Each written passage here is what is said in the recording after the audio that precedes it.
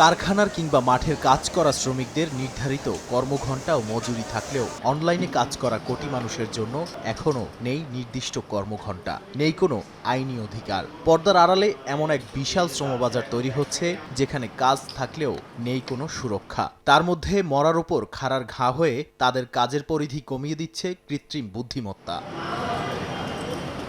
বিশ্বজুড়ে দ্রুতই বাড়ছে ডিজিটাল বা প্ল্যাটফর্ম ভিত্তিক শ্রম। আন্তর্জাতিক শ্রম সংস্থা আইএলওর হিসেব অনুযায়ী অন্তত 15 কোটির বেশি মানুষ সরাসরি ডিজিটাল প্ল্যাটফর্মে কাজ করেন। অনেকে ফুল টাইম ফ্রিল্যান্সার, আবার অনেকে part time. Graphics design, video editing, VFX, software development, data labelling সহ বিভিন্ন ধরনের কাজ এখন বিশ্ববাজারে ছড়িয়ে গেছে। বিশেষ করে দক্ষিণ এশিয়া, আফ্রিকা এবং পূর্ব ইউরোপের শ্রমিকরা কম খরচে কাজ করে এই বাজারের বড় একটি অংশ দখল করছে।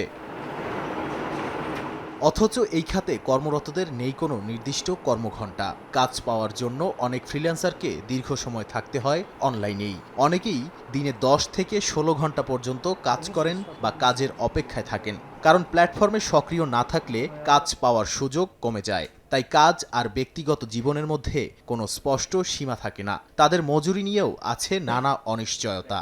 একই ধরনের কাজের জন্য বিভিন্ন দেশের শ্রমিকদের অসম প্রতিযোগিতায় দর কমছে দিনকে দিন। অনেক ক্ষেত্রে ঘণ্টা প্রতি আয় স্থানীয় ন্যূনতম মজুরির নিচে নেমে যায়। নতুন ফ্রিল্যান্সাররা কাজ পাওয়ার জন্য কম দামে কাজ নিতে বাধ্য হন। পেমেন্ট ঝুঁকি এই খাতের অন্যতম বড় সমস্যা। অনেক শ্রমিক জানিয়েছেন কাজ শেষ করার পরও ক্লায়েন্ট টাকা দেয়নি অথবা দেরি করেছে। যেহেতু কাজটি আন্তর্জাতিক পর্যায়ে হয়, তাই আইনি পদক্ষেপ নেওয়া প্রায় অসম্ভব। অধিকাংশ প্ল্যাটফর্মে কিছু সুরক্ষা ব্যবস্থা থাকলেও সব ক্ষেত্রে তা কার্যকর নয়। বেশিরভাগ ডিজিটাল প্ল্যাটফর্ম কর্মরতরা পান না শ্রমিকের মর্যাদা, যার সুযোগে কোম্পানিগুলো শ্রমিকদের জন্য ন্যূনতম মজুরি, স্বাস্থ্যসেবা, বেতনভুক্ত ছুটি বা পেনশনের মতো সুবিধা দিতে বাধ্য নয়। মানে কাজ থাকলেও কোনো সামাজিক নিরাপত্তা নেই। এই খাতে অ্যালগরিদমের প্রভাবও অনেক বড়। কে কাজ পাবে, কে পাবে না তা নির্ধারণ করে প্ল্যাটফর্মের সফটওয়্যার। কিন্তু এই সিদ্ধান্ত কিভাবে নেওয়া হয় তা সাধারণত অস্বচ্ছ। অনেক সময় রেটিং বা রিভিউ কমে গেলে কাজ পাওয়া বন্ধ হয়ে যায়। তাই শ্রমিকরা ভালো রেটিং ধরে রাখতে কম পারিশ্রমিকেও কাজ করতে বাধ্য হন। অনলাইন শ্রমিকদের মানসিক চাপও বাড়ছে। অনিশ্চিত আয়, কাজ হারানোর ভয়, দীর্ঘ সময় স্ক্রিনে থাকা, এসব কারণে অনেক ফ্রিল্যান্সার উদ্বেগ, ক্লান্তি এবং বার্নআউটের শিকার হচ্ছেন। কাজের তাড়ায় রাত দিন পরিবার বিচ্ছিন্ন, থাকে না সোশ্যাল লাইফও। এবার আসছে নতুন চাপ, কৃত্রিম বুদ্ধিমত্তা। অনেক ক্ষেত্রে কন্টেন্ট রাইটিং, গ্রাফিক্স ডিজাইন, এমনকি ভিডিও এডিটিংয়ের মতো কাজের একটি অংশ এখন স্বয়ংক্রিয়ভাবে করা সম্ভব। ফলে সহজ বা রুটিন কাজের চাহিদা কমে যাচ্ছে। নতুন ফ্রিল্যান্সারদের জন্য কাজ পাওয়া আরও কঠিন হয়ে পড়ছে।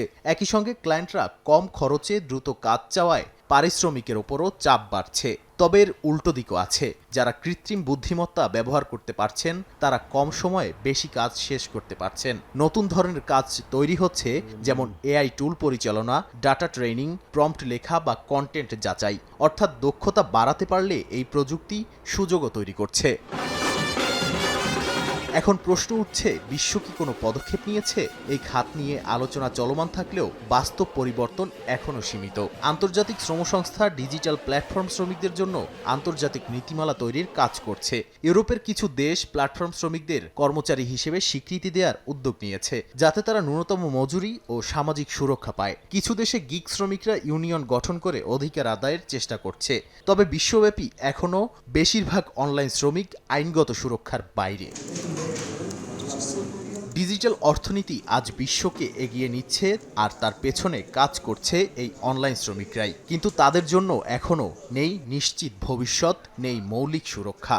এখন সময় এসেছে স্পষ্টভাবে সিদ্ধান্ত নেয়ার। এই শ্রমকে কি বিশ্ব পূর্ণ স্বীকৃতি দেবে, নাকি এটাকে অদৃশ্য রেখেই এগিয়ে যাবে? নাদিম মারজান, সময় সংবাদ।